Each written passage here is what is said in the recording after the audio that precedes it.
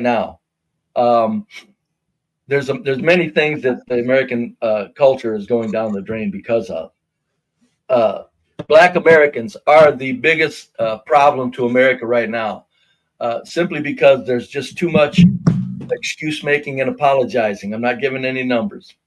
There's too much excuse making and apologizing, and then there's people that realize that they're going to be have cover because of that excuse making and apologizing for the people. And you see that on major networks, the Joy Reids and the Roland Martins and the Rashard Richies. You'll never see these people ever confront the headaches that the blacks are doing to their own areas where they live in the inner cities. And that's why I say when you got the inner cities, then they're not being confronted at all. And you got the same repetitious group of people doing these dastardly crimes. It has to be somewhere stated or thought of that probably this is the biggest problem facing the USA right now. There's no other group of people that are destroying the places they live like blacks in the inner city are destroying where they live. There's no other group of people doing that, nothing even close. So it's just a matter of, if you look at it, and again, you figure out what's stopping people from riding city buses. As a bottom feeder loser, if I lived in the inner cities, I'd be a bus rider, I'd be a train rider, I'd be a public transportation. I think it's a phenomenal thing, and that people have to concern themselves with it. John McWhorter said, Glenn Lowry's left-hand man, he's a leftist, and he said in his 25 years of riding the subway with his family, he never once had to worry about white people on the subway. And so this is getting worse because it's getting the media is fueling it. The media is pushing it. The media is giving cover. I look at the media as an entity that is using the blacks as a weapon. I don't care who owns the media. I'm not worried about that. But right now in America, if there's one thing that could be fixed, that could really take in and encompass all of the people really just relaxing and having a better life, it's to stop the street crime that's being done by blacks throughout the country and the street crime in the Southwest that's being done by Hispanics. And the Hispanics in the Southwest are not doing what the blacks across the nation are doing. So yes, blacks are, yes. People don't see it, but if you look at all that it involves, all that it affects, and the far-reaching effects of people just feeling safe, blacks are tearing up the American culture more so than probably any one factor that a person can think of. Okay. Right in time, be brave. 5 seconds. Stanley, same question. Are Black Americans responsible for the degradation of the fabric of America? Can you hear me? Yep. Yes, sir. There's a Stanley Cross in the chat. That's not me. Okay. Yeah, I do see the trolls are heavy. It was, the comment I saw was actually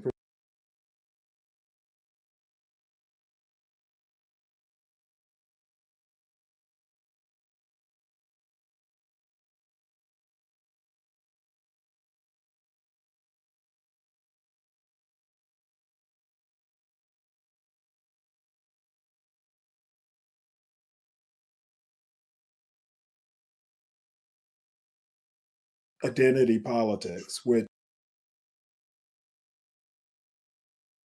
10,000 books.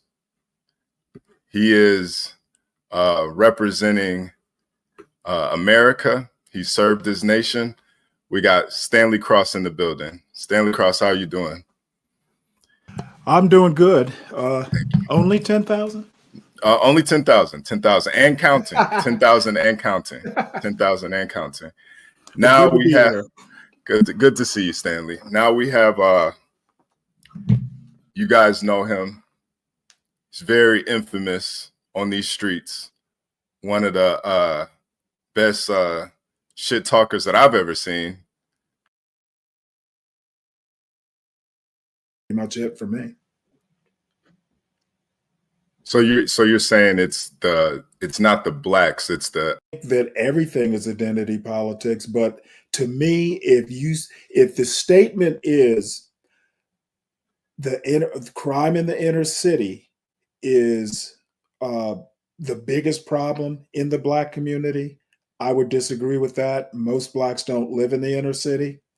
I think when you start talking pro-Black and pro-white or pro-group, any racial group, that's a textbook definition of identity politics. So, yep, I'll go with identity politics. That's probably closer to the truth than Blacks are destroying American culture. Okay. Be Brave, do you have a rebuttal to that? Yeah, it's I haven't even really looked up what the hell identity politics could mean in a definition of a modern definition. What blacks are doing in the inner cities is they're making it so whites don't want to live around blacks. That's not identity. That's people saying, I don't want to live around people that's going to bring about pretty quick decay wherever they move to. That's just being whites taking advantage of what they've had. Whites have had a very easy life. Whites have had a very comfy life here. So have blacks. We've all lived like gods. We all have. So I don't think it's identity politics as much as there's too many blacks. Again, let me reiterate, there's too many blacks that are apologizing and making excuses for these people that have no concern about any other black people.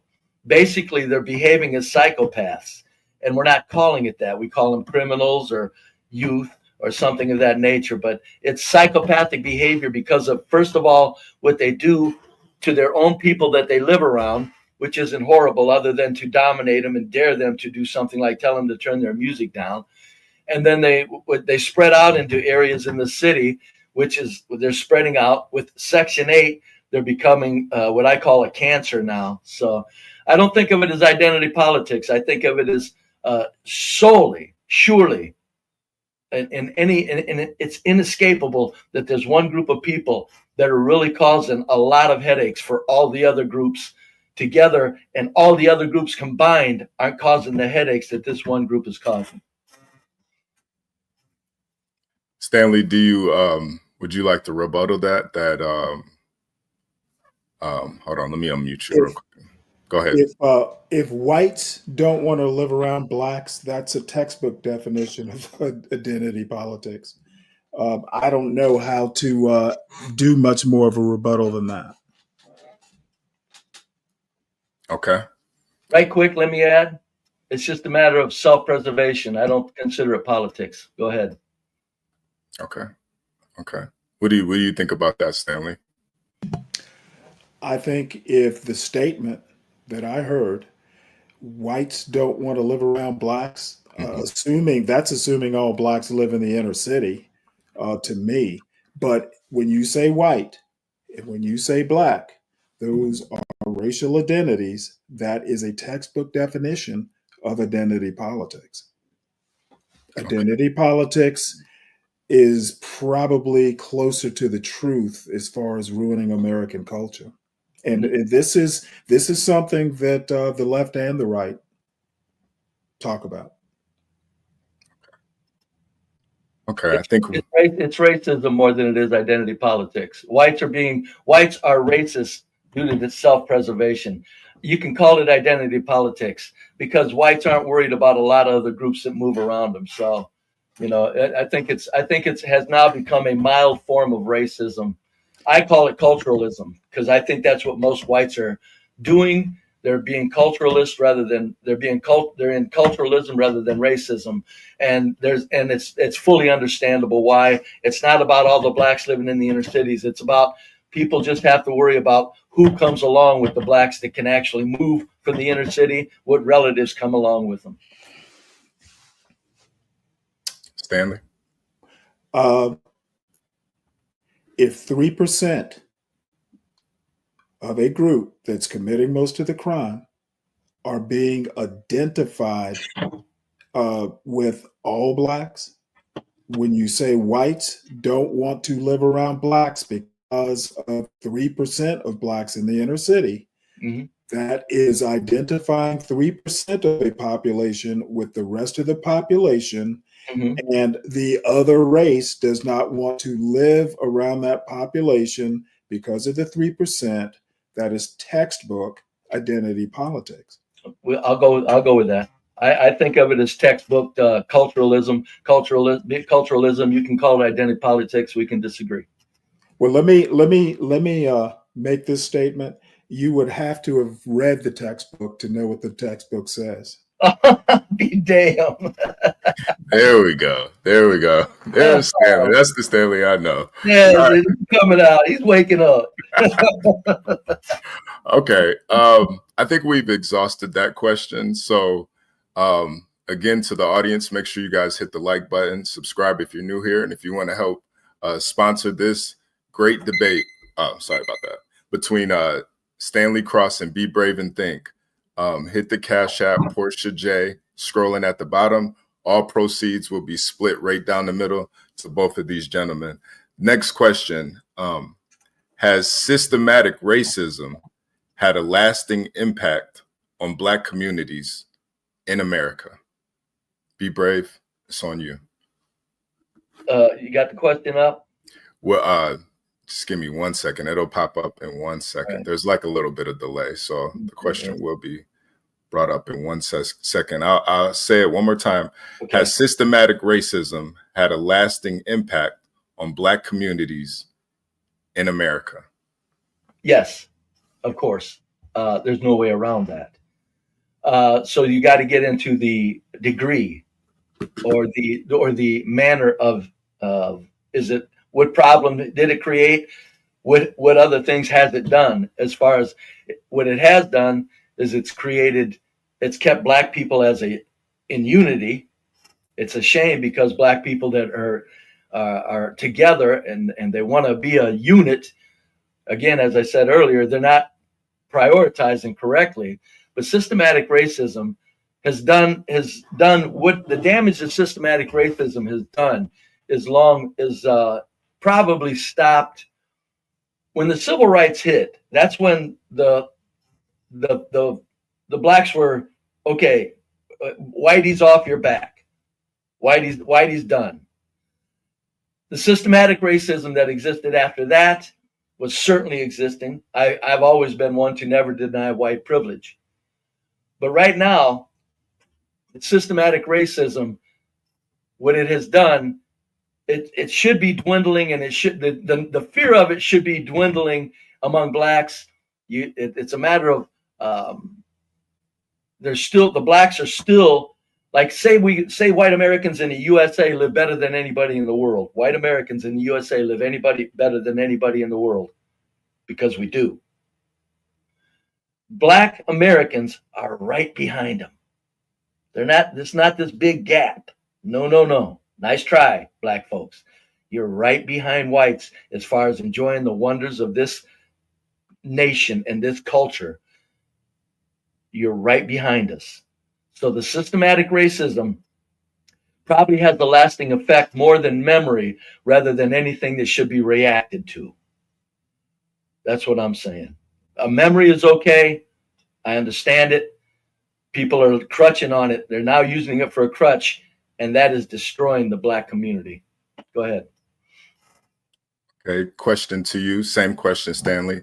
Has systematic racism had a lasting impact on Black communities in America?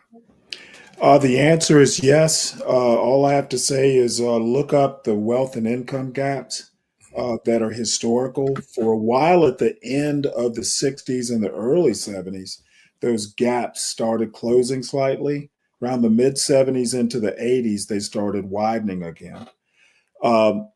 The next thing is whitey off your back basically means that, the discrimination laws, the segregation, all that stuff got reversed legally.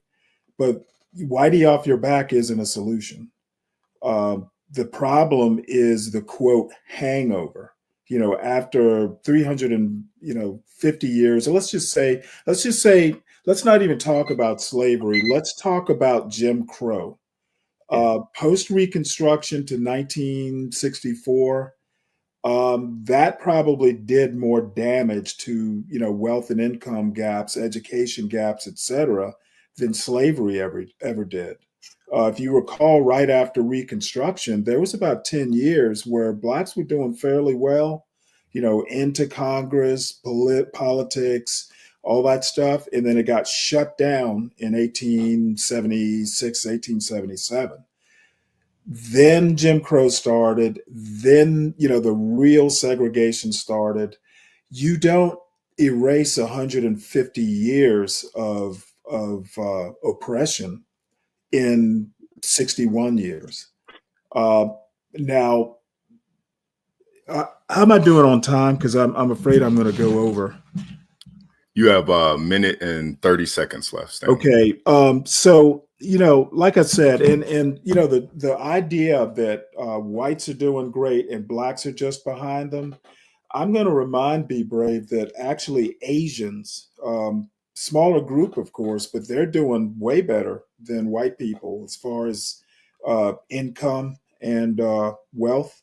So, I guess blacks, if I recall, it's Asians, whites, Hispanics, blacks. All that to say that I think comparing, a black population to the rest of the African diaspora, that's just rhetoric. We want to compare Americans to Americans, not Americans to Tanzanians, or Black Americans to Tanzanians. I think that's just the wrong framing. That's pretty much it. You're comparing apples to oranges, and basically, again, it's identity politics. If you're black in America, you're doing better than blacks in Africa. At identity politics, it's the wrong framing. Be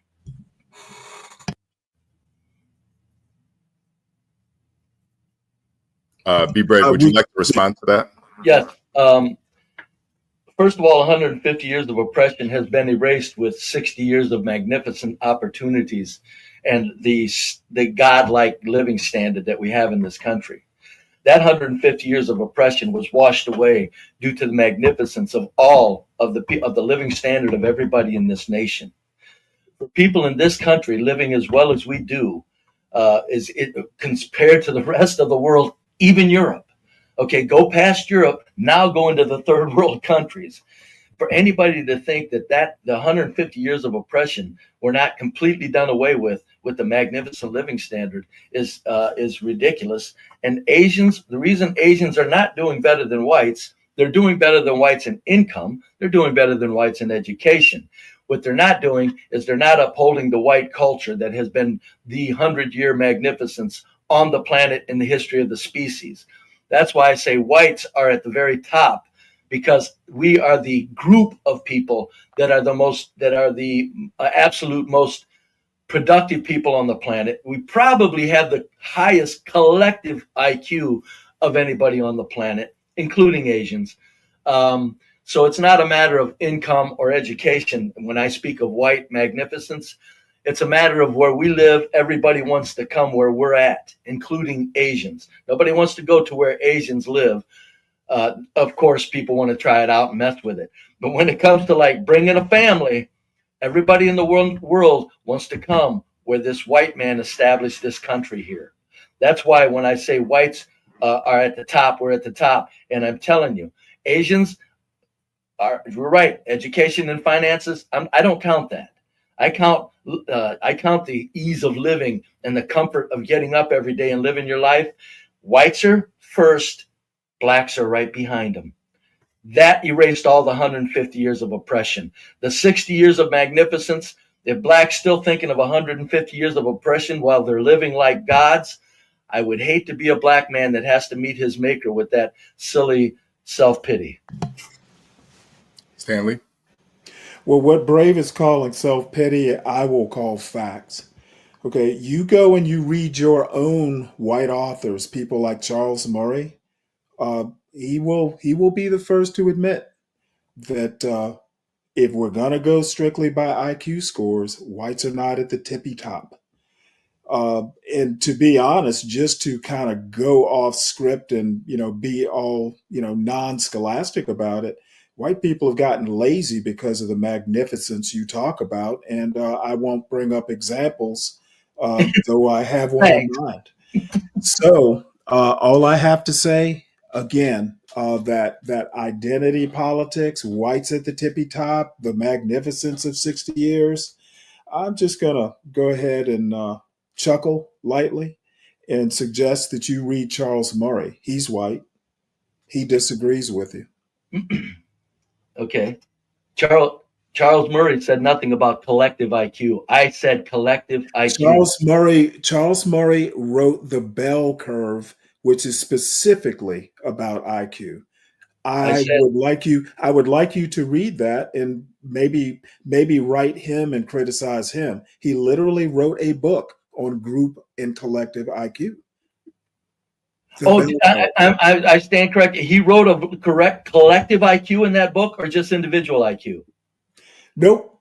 He basically, one of the problems I have with the bell curve is he groups people by race, Asian, Hispanic, Black. He literally groups people by race. That race is a collective No, identity. Okay, sir, I'm not going to even debate it. Well, read the bell curve. He literally. Do I get my time? People. Yeah. He literally classifies by race, IQ by race, not individual. Okay, Stanley. I'm sorry if I went overboard there. Let me mute. No. Go ahead, Brave. You can respond. I do declare that book, I haven't read it. Everything I've heard about it is talking about the individuals within the group. He's correct. When I'm speaking of collective IQ, and that's a thing, I'm talking about a culture that has come together with an agreement and a behavior that manifests itself in something that shows that this group is probably doing things way better than any other group on the planet. The collective IQ is what I am speaking of. I don't think Charles Murray, I'll have to look it up, and I will, Stanley. But I think he was talking about groups, and then he was going down to individuals within the group, because he was talking about the group as a whole, but the individual, he was assigning it like an individual IQ to it. But what I'm talking about, and it is a real thing, the collective IQ is where the whites stand supreme on this planet. You can tell, as white people, our intelligence throughout we own the northern hemisphere of the planet. That's not because we're stupid. That's not because the Asians are smarter than us. We did something very correctly, and that is an indication of a real concrete, not a division or not an individual IQ that's assigned to a group. I'm saying the collective IQ, that whole group as they act, is the collective. And our IQ, I'm saying, is superior on the planet, and it's obvious by where we live. Okay. I think we've exhausted that question. Stanley, do you have any replies to that? I don't know that I want to debate someone who hasn't read the book. I have. What he says in the book, he does most of the book talking about group general intelligence. G is what IQ measures. He does say that, hey, you cannot judge individuals necessarily. There will be individuals who are way smarter than the group, the collective IQ. The book is about collective IQ. It is essentially, something that I don't necessarily agree with, but I recommend you read the book. It may educate you a little bit on how IQ and general intelligence works. Okay. So that's it for me. Okay. Well, we did kind of move away from the question, but you guys answered it. And just so you know, you guys are doing very great here. Again, to the chat, make sure you guys hit the like button, subscribe if you're new here. If you want to help sponsor this great debate, hit the Cash App below, Portia J. The next question, also about race, should the U.S. government provide reparations for the historical injustices of slavery and Jim Crow laws? Be brave. It's on you. No, the black Americans actually owe the white culture reparations, considering how we've taken care of them like children since the civil rights movement and since they got Whitey off their back. We still take care of them like children. I know they're a successful black people. I get it. I get it. The black group, the 40 million black Americans in this country are housed, fed, as our poor white trash, housed, fed, air conditioning, food, Section 8, everything. And if you add up the crime costs, the cost of cities to clean up after black crime, and you add up the problems black cause wherever they're, like when you just go anywhere they're at, and you'll see black people raising hell in businesses. Just the whole thing that the blacks have done, the black race in America has had so much money spent upon it to treat it with kid gloves. There's no way that we owe them money as far as a payment. And if anybody should get reparations, it would be the third world, because of what the corporate machine has went in and done in the third world. That's where reparations should happen. The black Americans that live like gods, that are already having white people clean up after them like children, they want reparations. To me, is amazing. Okay. Stanley, same question to you. Should the U.S. government provide reparations for the historical injustices of slavery and Jim Crow laws? The answer is yes. But the reality is, black people shouldn't hold their breath. I think that there are some individual cases. Bruce's Beach, I've talked about in California. Reparations happen. I think it's something that it's so complicated, and a lot of the history's just been buried or ignored. Yes, I think they're due. Won't happen. Black people should not, but we should move smartly towards whatever the future holds. And one other thing I want to add, I hear a lot of people in these, particular spaces like ours. They're tired of hearing about slavery. Well, no one actually talks about Jim Crow. I've heard the argument made, and reluctantly I agree with it, that slavery was legal. Whether we like it or not, whether it was moral or not. You could make the argument that, hey, everybody had it. Thomas Sowell makes that kind of argument. I think the better argument and the focus should be more on Jim Crow. As I said earlier, that's where the real damage was done. After slavery was over, voting rights were eventually suppressed legally, education, segregation academies, just all kinds of things that would hold, except for like that 10%, the elites within the black community, they were, pretty much not that harmed. It's, what would be the middle class and the working class? That's where the real damage was done. And then once the laws have been changed and, civil rights has kind of gotten close to achieving its goal, you're basically starting from zero or starting from scratch. 61 years, in my opinion, was not enough. And affirmative action and programs like that were positive actions to fix problems. The monkey's off your back or the white man's off your back, just kind of let it flow. You'll be okay. Yeah, that's, in 100 or 200 years, sure, we'll be okay.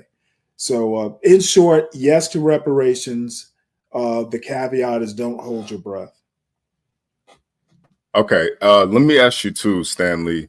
Do you think Brave said that Black people actually owe whites reparations? What do you think about that? I think that's ridiculous. Brave, do you have a rebuttal to that? Add up the money that that's being spent on blacks by the taxpayers. Add it up. Even if they don't owe, too. That's the second interruption. right? Hold on a second, Stanley. Hold on. Let him reply, Stanley. Um, blacks have lived so well that, and we've spent so much money on them that even if they don't owe whites reparations, we don't owe them anything. It's not even we. It's a matter of the corporate controlled government did what it did. White people went along with it. All right. Now let's say this right quick. So, but the whole thing with Jim Crow, there were poor whites all over the place during Jim Crow. It was just segregation that probably served a very good purpose for the day. And after the segregation was over, right now, blacks in this country are living like gods, just as whites are. I don't know where blacks think that people owe them money when in reality, and I would say that we owed them money if let's say they weren't causing the problems they were causing, but yet having a hard time due to remaining systemic racism, which there is no remaining systemic racism. So Brave, that go ahead. we ran out of time. No. I was just going to ask you, do you think some of those issues are caused by not having the reparations being paid? No, life is too easy. If you want to look at poverty that causes problems, go to a third world country. That's where poverty is at. There's no poverty in America. We got water. I know there are tent cities. I get it, folks, of drug addicts and stupid people that didn't buy houses properly. But the blacks that are causing the problem are housed. They got running water. They flush their stool.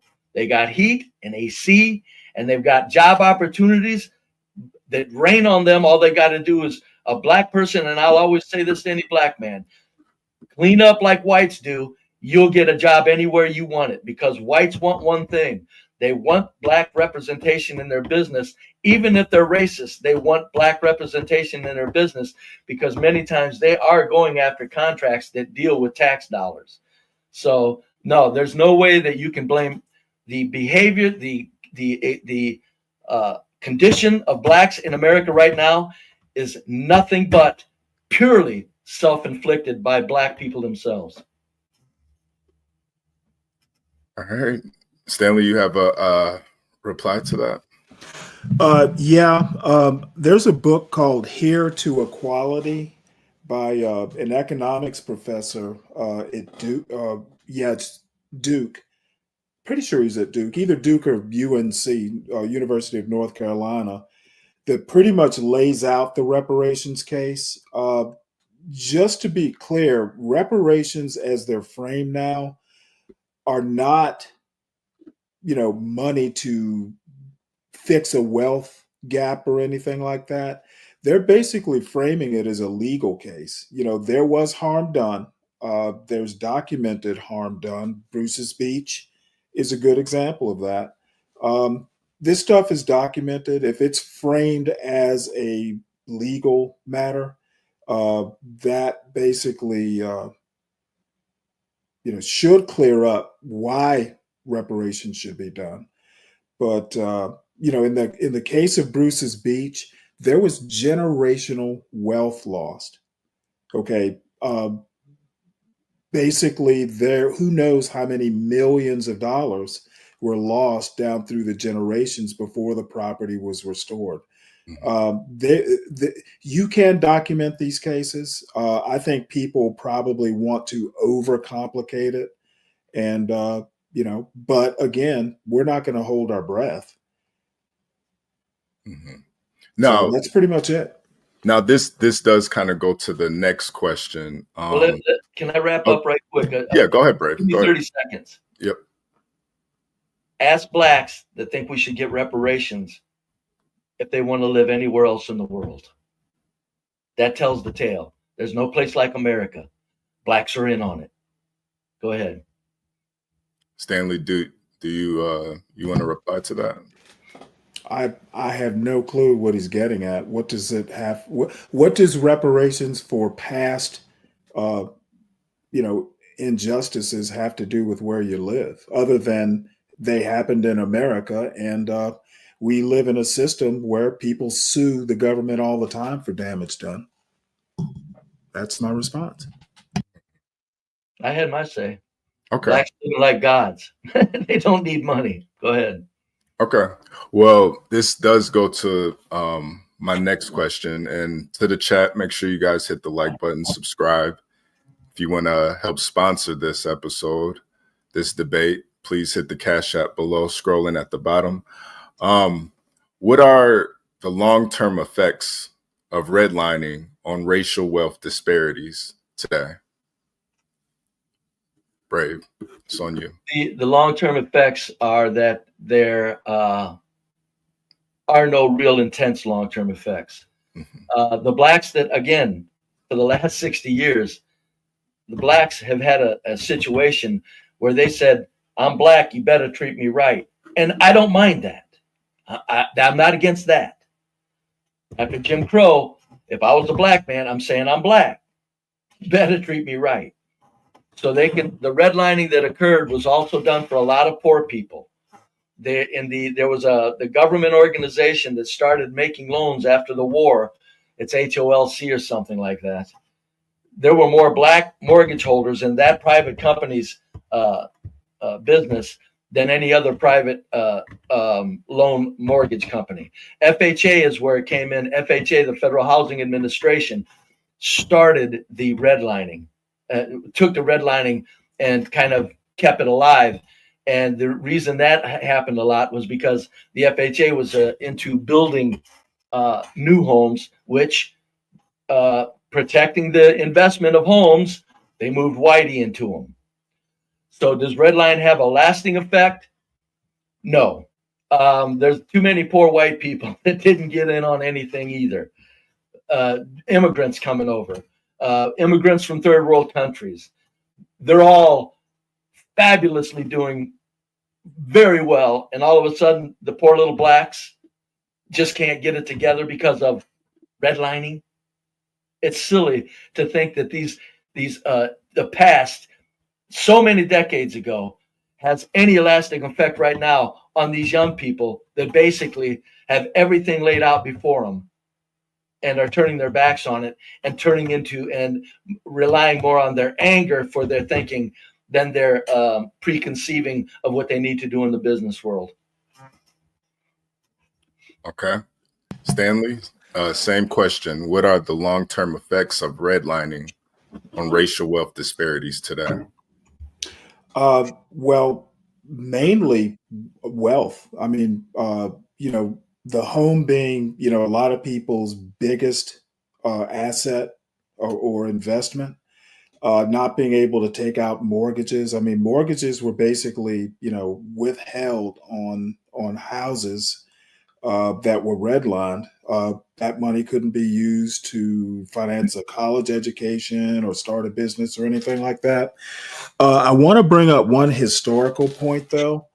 There were the Homestead Acts in the 1850s where white people, white immigrants specifically, were given large tracts of land. So poor white people not getting anything, depending on when you want to ask when that wasn't happening, there's a whole history behind the Homestead Act. So immigrants did get, some free stuff as far as land, that sort of thing. So that's just inaccurate. So wealth disparities, I think that was the biggest impact of redlining. And if, like Bruce's Beach, generational wealth was not something that the Bruce family could capitalize on, it's probably immeasurable how much generational wealth was missed out on.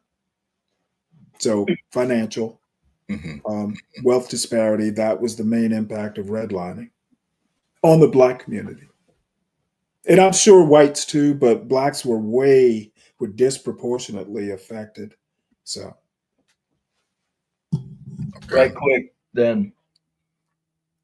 I'm not talking about immigrants that got in on the Homestead Act. I'm talking about immigrants that come over here today, 10 years ago, 20 years ago.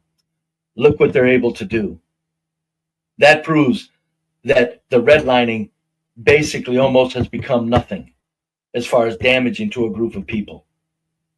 The blacks are using that as a crutch again, in like so many of the crutches they use. There's nobody saying things were perfect. I'm not. What I'm saying is things landed in such a magnificent realm that for blacks to worry about this stuff that happened in the past, to me, is absurd, considering we're living like gods, all of us. And look what the modern immigrants do when they come over here and how well they do. And blacks aren't catching on to that. I'm done. I got it. Stanley. Well, history speaks for itself. Redlining, my argument is that redlining had lasting effects. Of course, if you bought a house or, 20 years ago was what, 19, right around the turn of the century.